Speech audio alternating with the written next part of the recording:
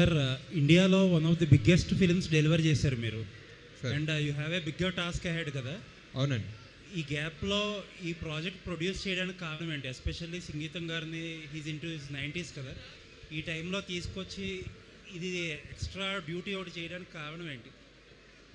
అదే మీ క్వశ్చన్లోనే answer far సంగీతం sir, అంతే. మెయిన్లీ ఆయన ఆయన మనం చిన్నగా ఉన్నప్పుడు, మనం పెరిగేటప్పుడు ఆయన ఇచ్చిన సినిమాలు, ఆయన ఇచ్చిన ఇమాజినేషన్, మనకి ఆయన ఇచ్చిన వండర్కి ఒక చిన్న రివర్స్లో మనం కూడా ఒక చిన్న పని చేయొచ్చు ఆయన కోసం, ఆయన డ్రీమ్ ప్రాజెక్ట్ చేయొచ్చు అన్న థాట్లో చేశాను. అంటే ఎలా కలిసిందండి మీ ఇద్దరికి సింక్ ఈ ప్రాజెక్ట్ చేయడానికి? మీరు అప్రోచ్ చేయాలా లేకపోతే సార్ ఏదైనా చెప్పారు? లేదు, ఆయన ఎప్పటి నుంచో ఈ ప్రాజెక్ట్ ట్రై చేస్తున్నారు. లిటరలీ పుష్పక్ ముందు ఈ ప్రాజెక్ట్ కమల్ సార్కి పిచ్ చేశారంట. Okay. So like almost 40 years నుంచి. ఓకే.